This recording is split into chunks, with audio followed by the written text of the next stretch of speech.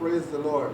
I want to thank the Lord for the peace, the calm, and the tranquility that continues to prevail in this dear land of ours in the post-March 2nd election day period.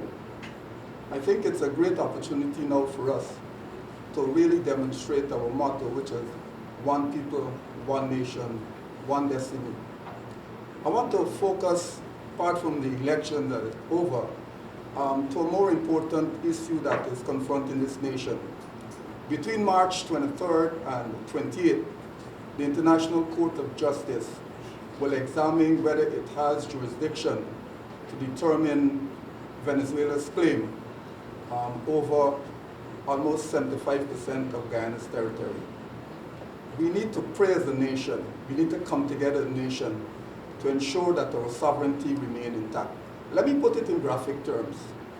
Venezuela is claiming the entire Region 1, Region 2, parts of Region 3, Region 7, Region 8, Region 9, parts of Region 10. That is about 61,600 square miles. In addition to that, Suriname is claiming another 15,000 square miles. So while we focus on that, I would pray that we come together as a nation and focus on what is about to happen between March 23rd and 28th. God bless you. The election season is over, and we may still have residual tensions in communities, among people. But I want us to draw your attention to the words of the Apostle Paul in Ephesians 4:2, as we continue to live in this beautiful land of ours. And the Apostle Paul writing, he says, be completely humble. You know, sometimes based upon who win, some people demonstrate passion and become boastful, antagonistic, and therefore create more tension and mayhem. And so the words of Paul is most, the words of Paul here, these words are most appropriate. He says, be completely humble and gentle. So Paul speaks to humility, he speaks to gentleness, and he also says to be patient. To be patient, bearing with one another in love. This country right now needs a good dose of love. Love for mankind, love for humanity, love for fellow man, love for country, love for nation. The only way, and we've been saying this over and over again, and we will continue to proffer, that the only way that we could experience real development is people coming together, collaborating and working together for the benefit of this nation. Love covers a multitude of sins. You know, even as we demonstrate love sees past race and culture and behavioral practices and so on. Love sees everyone as a human being with a soul, one who's capable of experiencing transformation. You know, there's a term we use called salvation, which speaks to the spiritual and miraculous transformation of man. And so no one is beyond that, because God is omnipotent, he's all-powerful, and he's able. But you see, what we want to achieve will not be achieved by men in themselves. We have to start focusing on the mighty God, because he is capable of changing the hearts and minds of people. So even as we go through this phase, let's remember the words of the Apostle Paul in Philippians 4, to be completely humble and gentle, be patient, bearing with one another in love. Gentlemen. We are recording this program on the morning of Thursday, March the 5th. We are not speculating. We are speaking to the potential of our country as out of our relationship with our Creator. And when you see this program, other things would have been determined I sincerely hope. But we are speaking to our potential. You heard that we need a good dose of love. One love that was not mentioned, I don't think it was intentional. It wasn't mentioned because I have to mention it, is love for God. When we love God, then we'll be able to love all the others. And we as a people, we are broken. Every time we have an opportunity to really lock horns, lock arms and move together, we drop the ball.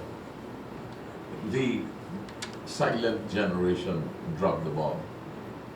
The baby boomers, I am a part of the baby boomers. I'm trying to figure out, still have some more years with the boomers before I move into the silent generation. But it is the Xers, the ones after myself. It is critical for you and more critical for the millennials and the Zers not to drop the ball. You have a country to build. And you have to use, you've seen where this path that we have taken historically, where this path has led us to. Are you satisfied with that? Do you want for the next 50 years for us as a people to be going through this same situation over and over again? We need to explore other avenues. You know, the psalmist said, "He that dwelleth in the secret place of the Most High shall abide under the shadow of the Almighty." We need to spend considerable time in His presence. And I believe as we spend, I am challenging you,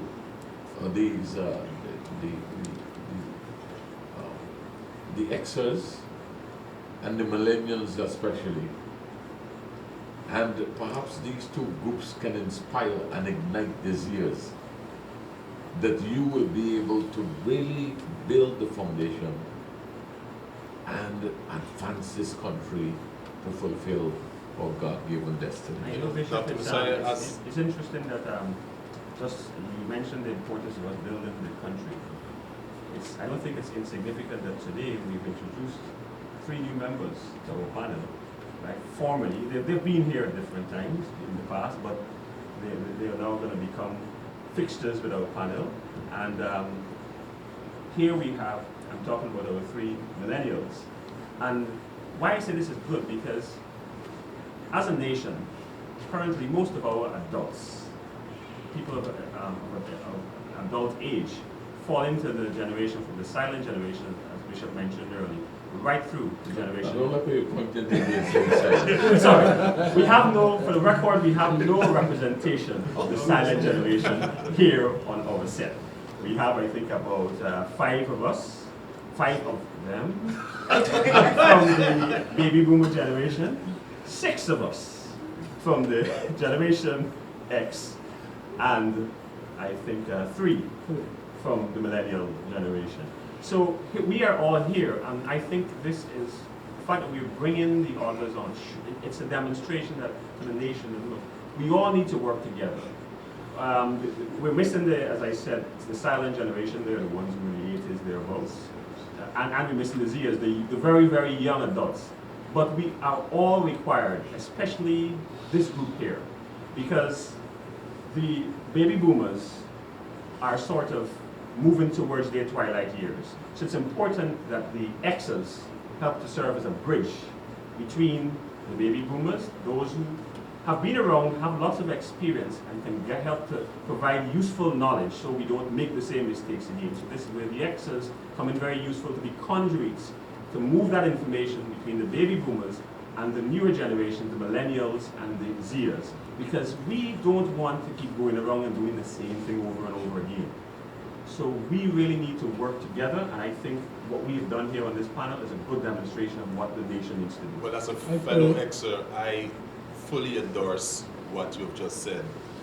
And I would like to submit that we liken love and peace and joy that we want to see in our country, liken it as fruits that never go out of season. The reason why I'm saying that is as we build a strong foundation and as we go through seasons in our lives as a country, we must never ever forget that we need to love each other even when we're going through tough times. We must love each other when we go through good times. We must endorse that peace that God has given to us. We must demonstrate it in every season of our lives. And as we bridge the gap with the different generations, I truly believe that we will see the quality change and the quality of life that God has ordained for us as a nation, as a people, and we will see ourselves the way how God sees us. Of course, we must underline and put in caps. Implicit in what we're saying is we have to respect our fathers and our mothers. It goes without saying. We have to respect our fathers and our Amen. mothers. I heard mention of working together. On the morning of the recording of this program, as my wife and I was proceeding to the city, I brought to her attention something that I saw. The minibus was passing, and I pointed out to her the ethnic composition of the passengers. And I said, imagine if things were not going the way it ought to go. What life would have been like for so many. Just shortly after that, I saw a young woman, Negro. Her car broke down. The person who was attending to the car was an Indian gentleman. And it shows me the need for us to work together, to embrace the skills and the giftings that each other have, so that we can build this country for the betterment. I pray for Guyana. I pray that we will not be people who go around in circles when we love them. For there is a parable that says, blessed are those who go around in circles, they shall be called big weeds. I pray, however, that we will hold on to the peace that God provides. That we will, as a people, come together and recognize that God will prosper those who desire peace. I pray as a servant of God that not just the will of God will prevail, but the people in this land, from the 6 different races or whatever we will have come from, that we will find a way where we will be able to work with each other and will not be manipulated by political or racial ideas.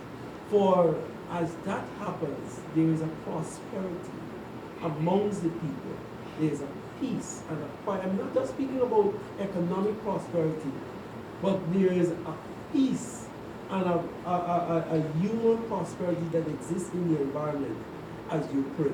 I say that because as I examine the prayer for the peace of Jerusalem, God wasn't only speaking about Jerusalem prospering by not having, by just having wealth, but it was also speaking about how the land prospered, how the plants prospered, how the atmosphere prospered, how the environment itself, as peace comes into that environment. So I pray, I'm an Exer, so I pray that among my generations and the generations after me, we will benefit from the help of God to execute this kind of a thing. You know, as I listened to the campaign season, there were some words that permeated all the parties. They talk about unity, they talk about togetherness, they talk about the importance of building a great Guyana.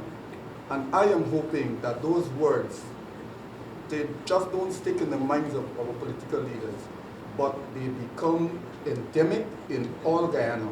so that we can indeed work together. It simply must not just be words that we speak, because words are cheap, but more we must demonstrate it in our action every day that we I want to support Dr. Lee. Scripture says death and life are in the power of the tongue. And even as we consider Judges 9, Jotham went through, he experienced a tough period where his brothers were murdered and so on and so forth. And then he spoke about the trees coming to have anointed king. But you know what I noticed about what Jotham did is that in the end, he actually declared a curse. He spoke a curse that came to pass eventually. It is critical, especially for our young people, to be a part of a new script in how we speak, what we say, especially in times of differences, because death and life are in the power of the tongue. And so I want to call on especially our young people, call upon the nation of Guyana, but especially young people, to use this opportunity to speak blessings, to speak life, to speak positively, and just to, and because we speak life, we're building. If we speak destruction, then we're tearing down. We are called to love, however, not just in word, but in word and in deed. And so let our actions back up this new script of love that we will place out there as young people. Yesterday, I saw something that made me smile. Yesterday being Wednesday, I was walking along Wheaton Street and I noticed two young police officers.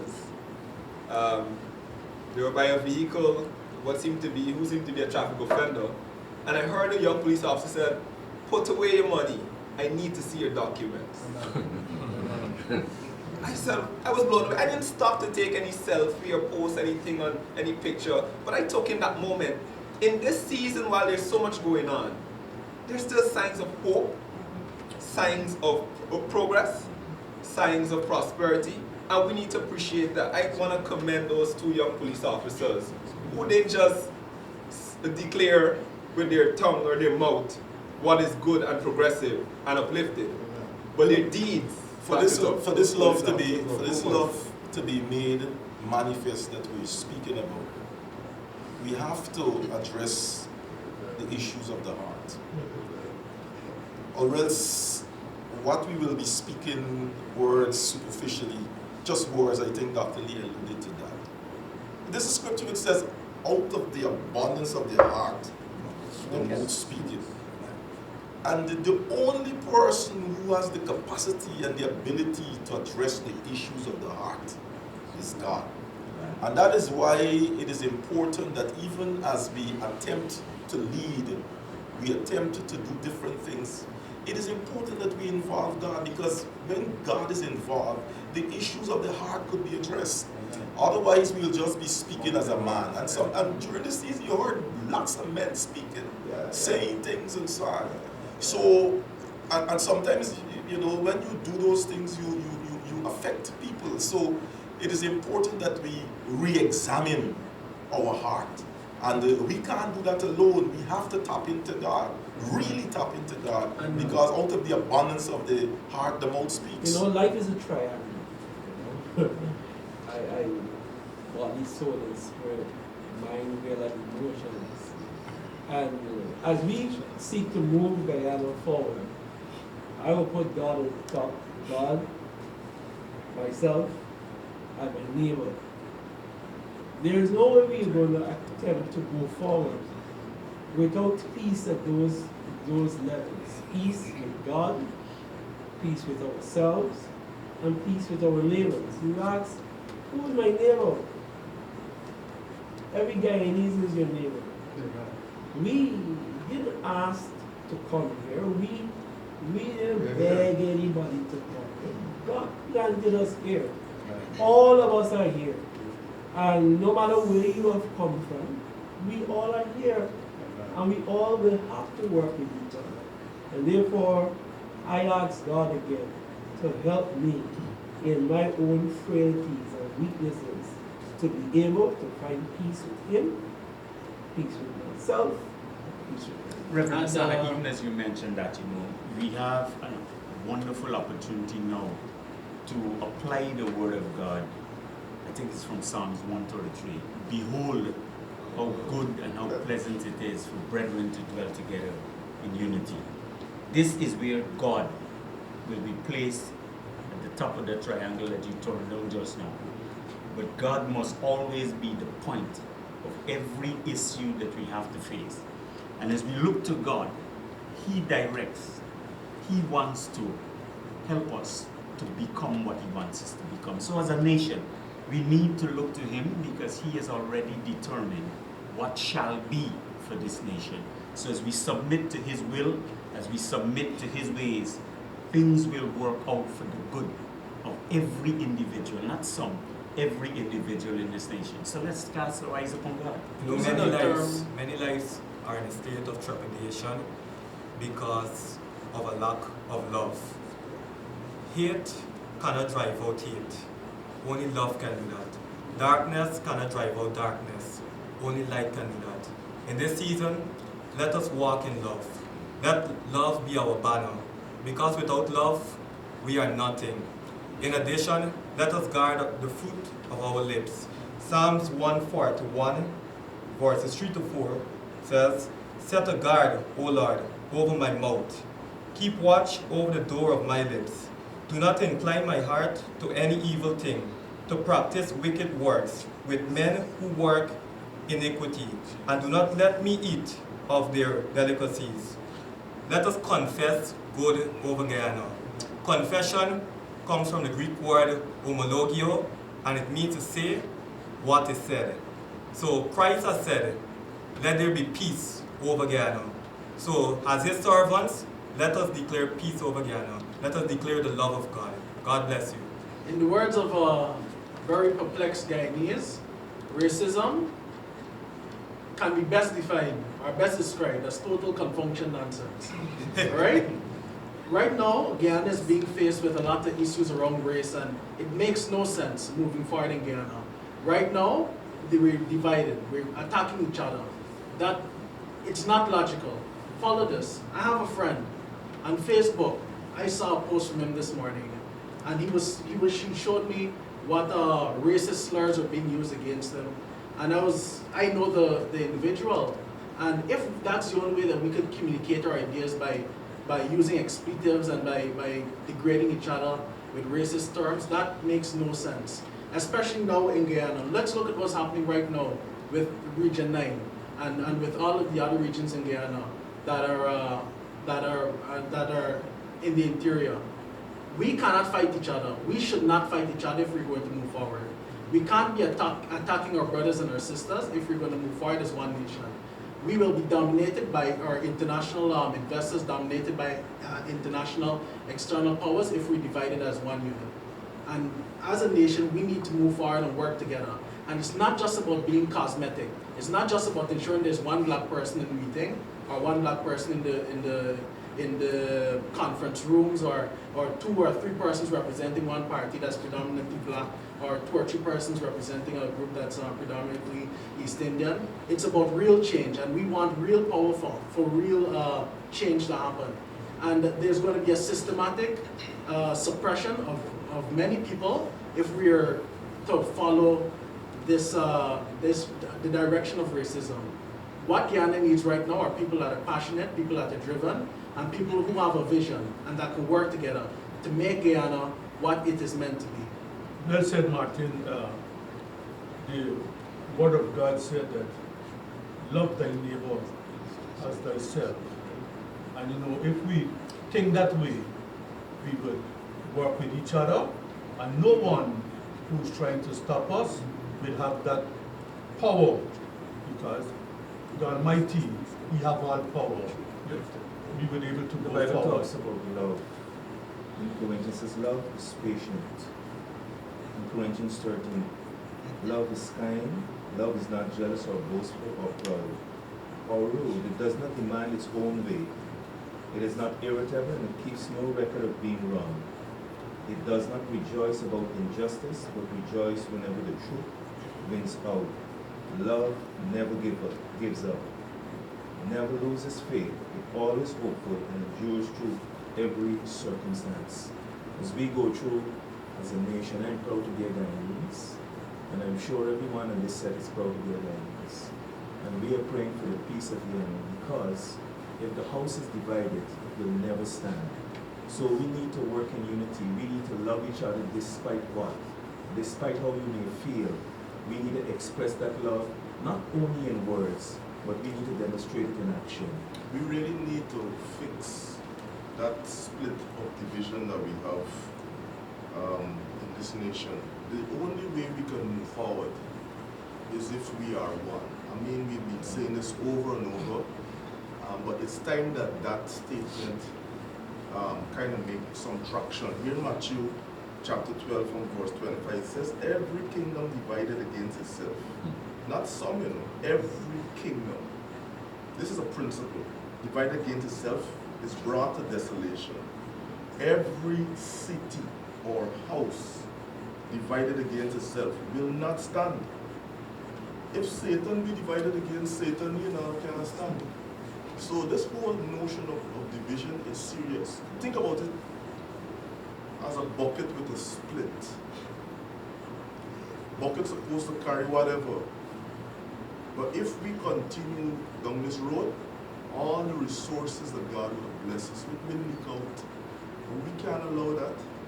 God has placed us here for a purpose, and we have to fulfill that purpose. Let us go, fix the split, stop the leak, and be purposeful.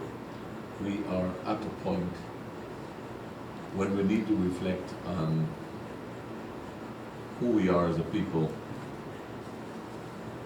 If you have no land, you have no, how are you going to identify yourself as a people? We need to pray for our nation.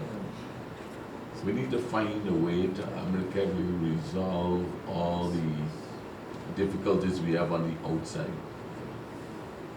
But we are our biggest enemies. We have to resolve the issues that we have internally. We have to, together. There's a false notion with Guyanese looking to outside to help us solve our problems. Solve your own problems, Let us come together as a people. I don't know what will bring us together, but something must. And let us come together and begin to, we floated the idea of love. Let us begin to come around some cause that will help us to really become one. God bless you. We have a wonderful country to build. And let's do it together with His help and His guidance. We'll see you next week. This is Choices.